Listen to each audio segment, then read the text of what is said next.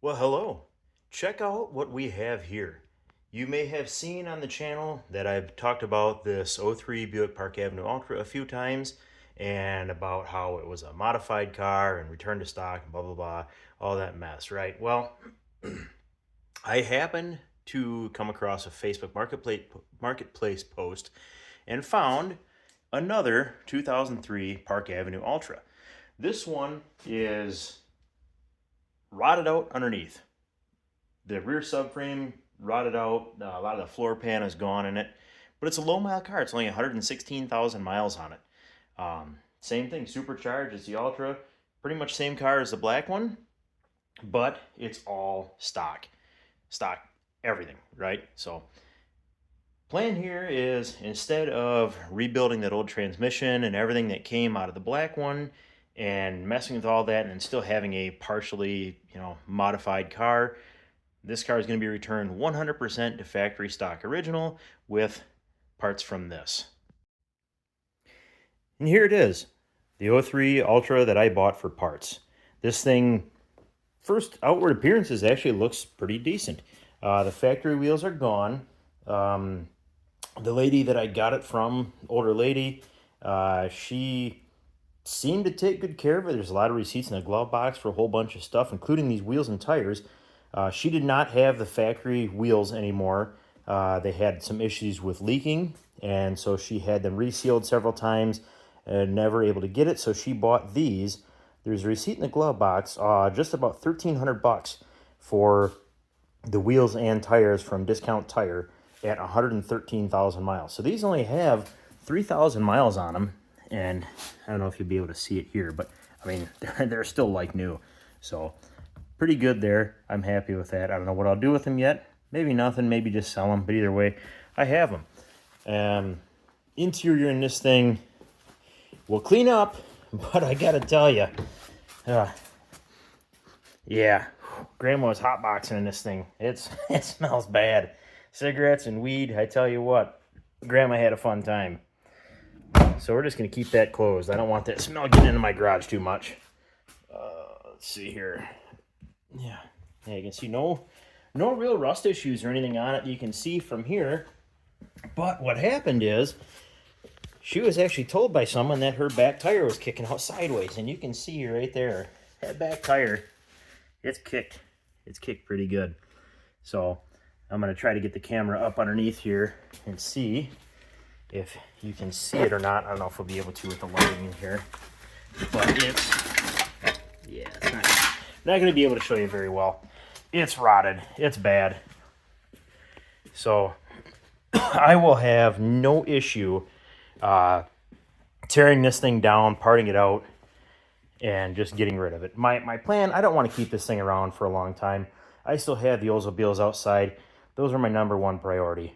But in order to do those, I've got to get this out of the garage so I can get the Oldsmobiles in here.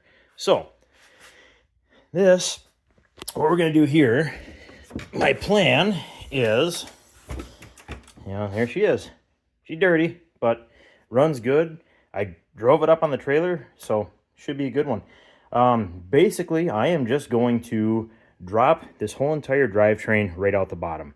I'm going to come in here and undo all the subframe bolts, the mounts on either side, and basically I'm just going to grab my cherry picker. I'm going to pick it up right here, and I'm going to yank it out. And then basically, I haven't really got a really good look at the subframe yet, but if it's in good shape, that whole entire unit, everything is just going to get swapped right into this car. Just in and out, right? Real easy. Yeah, well, of course, nothing's ever as easy as you think, but, it shouldn't be too bad of a process. I've done this before on a couple older cars, or a couple Pontiac Bonnevilles, lifting the front end up, but, I've never had the proper tools to do it, right? I've never had a lift, so I just used a jack and some logs and some cinder blocks to try to get the car up high enough, and then drug the drivetrain out with a blazer. So I can do it. I think this will be a little bit better now, actually having a garage to work in. So we're going to get that done. We're going to get this car on the road. And of course, my son Camden is already asking me, Dad, what are you going to do with that other engine? You know, because now I'm going to have this engine laying around, and this transmission, I'm not going to get rid of it. I'm going to still put it all back together. So I'm going to have an entire drivetrain. I'm keeping a bunch of wiring out of that Buick out of there, over there also. I'm going to keep wiring out of this car, a PCM, a whole bunch of stuff. He wants to throw this drivetrain into his Oldsmobile Tornado Trofeo. Physically, it'll bolt in pretty easily. The electrical is going to be a little more difficult. I kind of told him if we're going to do that, it's going to be something that we'll do once he gets a second car and that Tornado becomes like a play toy. So we'll see where that goes. But I am going to get started on this, and let me know what you think. Probably this car is going to end up getting sold. I like it. I've always loved these Buick Ultras, but you know, I come over here and already in my yard I've got both of these, the dirty window there. I've got both those Oldsmobiles right there, and I'm kind of going to hot rod the gold one. The black one I'm going to keep diesel now. I've got the Cadillac there. That's going to go to my son Peyton. I've got my Suburban out there. I don't know. Michigan's expensive for insurance. You can only insure so many vehicles. You know, I mean, it gets ridiculous. You're only one driver, so probably going to end up selling this Buick. Don't want to, but it's kind of, you know, what am I going to do with it? I'm never going to drive it. So, but let me know what you think. Would you try to keep it? Would you sell it? It's going to be a nice car. You get the headlights polished up, get the paint all cleaned up, and probably throw it up for sale. This car actually has, I want to say, around 130,000 miles on it. And it's getting the drivetrain out of this car that has 116,000 on it. So it's going to be a nice low mileage car, rust free. So it'll make somebody a good car regardless. But, well, I'm going to get started doing some little stuff on this.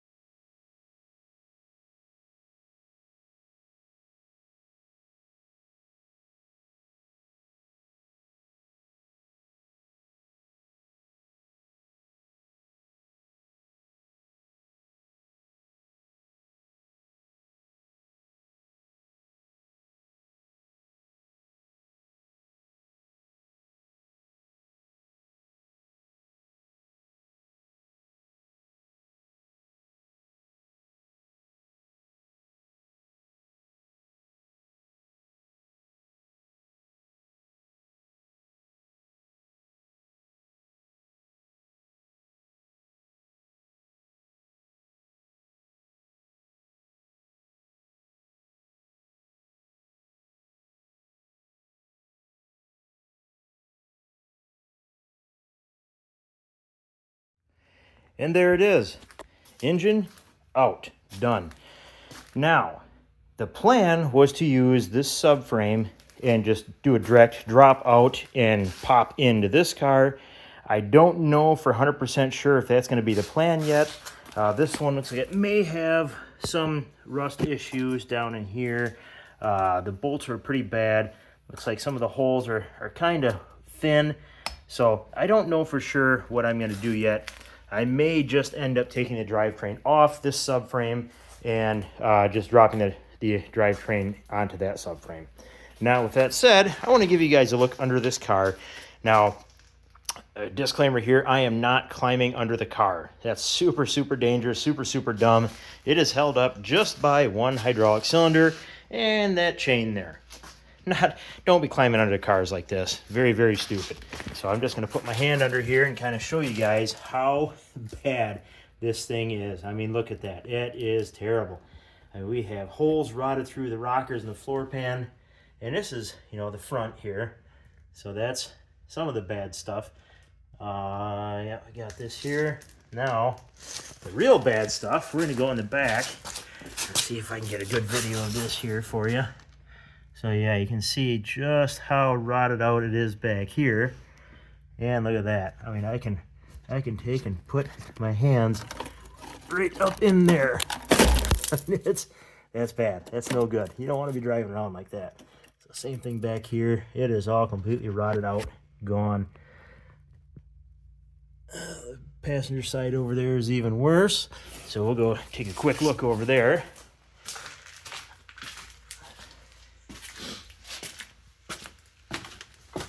Okay. And here we go. Same thing. See, this subframe bolt just snapped right off. That's always a concern on these, even if they're clean. You know, the problem is they've got this hole right here, and it's not too hard for stuff to get thrown up into there, you know, when you're driving down the road. So these cars see any salt at all, and there's a good chance these are going to come loose, or not going to come loose. So I'm actually surprised those two are the only ones that fought me at all. And actually this one, I had to cycle it back and forth a few times, but the captive nut ended up staying in there. This bolt actually ended up breaking off, and that one, the captive nut started spinning around inside, and then I was actually able to get a wrench in there, and I was able to work it back and forth and spin that one out. So 5 out of the 6 bolts came out, 1 broke, so not too bad. I was actually worried if I was going to even get this far into it and not even be able to get the subframe down off this car. So I was at least able to do that. So once again, here we go. We've got just open here, and I can put my hand way up in there. That's no good. You don't want to see that. So, all right. Oh, actually, that looks like it's, well, I take it back. That might be an actual factory hole there, to be honest. I'm not sure. But inside here, pretty sure that's not supposed to be a hole in there like that. But regardless, you see hole rotted there. This side isn't as bad in the front, but we get to the back here, and you can see how nasty this is back here. Oh, it's not gonna show it here. Let me turn on the flash. There we go, got the flash on now. So yeah, look at that. That subframe is gone. that's no good. And this is so bad back here. You can see this is, you know, structural part of the body right here, how gone that is. You know, same thing. You don't want to be driving with that. That's dangerous. People do it all the time. I mean, I see these things in the Bonnevilles and stuff on Marketplace and Craigslist. And, you know, the back end is darn near dragging on the ground because this rear subframe is so bad.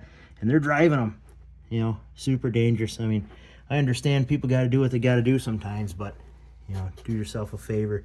Don't put yourself and others in harm's way doing stuff like driving like this. So, as you can see, this car completely rotted out. And I'm going to turn the flash off here. There we go, flash off. So yeah, car totally rotted out. This is going to go in the scrap. So, I'm going to pull some parts off it. Get a couple things that I want. I'm going to pull some wiring out of it. I'm going to pull maybe some interior bits out of it, the wheels and tires. I'm going to pull the level control motor, that air pump in the back. I'm going to pull that, and a couple other things. And this thing's gone. I don't want it hanging around here. I've got too many cars, too many projects already. The only reason I got this thing was just because it has everything I need to put this one back together 100% stock. Well, it's the next day here in the garage, and it looks like a violent crime scene in here. There is Dex coolant everywhere. It looks bad. We'll get this all cleaned up in time. But for now, I'm spending a little bit of time out in the garage today. I'm going to take a look at the engine, see if there's anything I have to do to it before I want to put it in this car here. When I go put it in there, I want it to be a perfectly running, no leaking, looking clean. I want it to be good, everything ready to go. So I'm going to take a look over the engine, look over the transmission, see if there's any gaskets or seals that need to be replaced, and we'll go from there. We'll get some parts ordered if we need to, and once we get it all cleaned up and anything that needs to be replaced on it, we're going to drop it in. So let's take a look at that engine. Okay, here we go, and like I said, yeah, looks like a violent crime here. We got transmission fluid all over the floor. We got tons of coolant all over the floor here. It makes a mess. So Anyway, let's get right to it here. So, from what I can see right away, we have on the back of the engine here, pretty bad oil leak. So, usually these 3800s, and you know, a lot of engines in general, ends up being these valve cover gaskets. So, I'm pretty sure those are shot. I mean, I have got oil, you know, all over the place on this thing. So, we'll get some valve cover gaskets ordered and on the way. They're not too expensive. They're pretty easy job to do, especially with the engine out like it is right now. It's simple work. You got some brackets to remove and little stuff like that, but not a big job to do at all. Let's see on the front of the engine here. Yeah, we got the same stuff there, just oil from that valve cover gasket. We do have the famous GM coolant elbows here. They have both been replaced with the aluminum version, so that's good. The car has had some maintenance done on it, so I won't have to touch those. I don't know. I'm sure the intake gaskets have been done at this point, but it's kind of hard to tell. Let's see here. We've got a little remnant of the valve cover gasket leak there. I don't see any signs the water pump is leaking. Typically, if you'd see that, you'd see some dripping right down here, some staining on the engine block and on the timing cover there. Nothing there. That all looks good. Let's go over here. Let me see. Back in here, same thing. We've got some oil leaks there.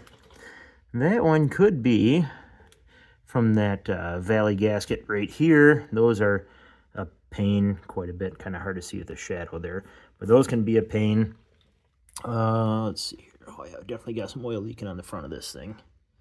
Yeah, it's gonna need oil. Valve cover gaskets for sure. That is bad.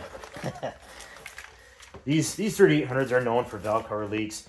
The W bodies, actually, Grand Prix and Regals and whatnot, they actually had a recall. They had a front heat shield on these. They actually wrapped around the front exhaust manifold, and the recall was because oil would drip down from the valve cover gasket here and would leak down and actually pool up inside this heat shield and would cause a fire.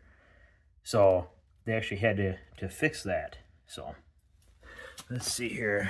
See if we can see any pooling inside there. I can't really see it in the video here.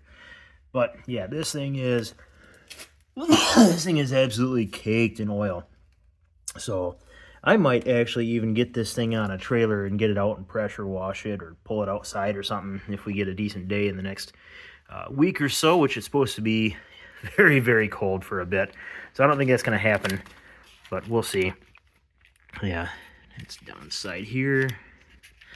Can't really see very well in camera, but it's, you know, gunky, normal stuff in there. We'll get some degreaser in there and get it cleaned up. But yeah, I think number one thing we got to do is get some valve cover gaskets for it. Other than that, this does not look too bad. Now, as far as this subframe goes, we've got some crusty rust here. That's pretty nasty. ABS module, as far as I know, worked. I went back and looked at one of the other videos I had done on this car when I was starting it up, and there was no lights on or anything in there for the ABS. The lines are trash. We wouldn't reuse these lines, but I at least know I have a good module, so if the one in the black car doesn't work, as I don't remember, we have that as a backup. Now, let's see here. Yeah, we've got some nasty rust there. I don't know, guys. I don't think I'm going to reuse this subframe. I'm pretty sure the one that's in the black car is far nicer. That car is in great shape overall. Starter here, yeah, it's a mess. Again, nothing terrible. Nothing really too surprising other than, you know, it's a low mile engine. Only 116,000 miles on it. Okay, yeah, just a mess there. So, yeah, we're gonna get some parts ordered for this thing, and I'm gonna do a little bit of teardown on it today so I can get ready for the parts. And let's go check out the black Buick. All right, so here we go. Let's check out under the hood of this thing. Let's see here, get some more lights going here. see what we got. So, oh yeah. Yeah, this thing, this subframe is in way better shape. So yeah, there is absolutely no chance I will be swapping subframes. This subframe will stay in here. So that means I will be lifting the engine and transmission off of the subframe that I pulled out of the gold car, and the whole thing is just going to drop right in here. So along with that, the header back here, you can see the rear header. The header is going to go away. It has a exhaust cutout, and that's going to go away. So this is going to be full factory. I'll actually get that stock air box and everything in here. Yeah, these brake lines even look a lot better too. There's some rust color on them, but they're overall actually not bad. I mean, this is a little crusty there, but I've seen way worse, and that doesn't really scare me. So yeah, pretty clean under here. And like I said, the underside of this car is extremely clean as well. So I guess with that is an easy decision there to make. So I will go ahead and I'm going to close this up, and we're going to start working on that engine, getting some stuff tore down on it, and get it prepped for some new valve covers and stuff.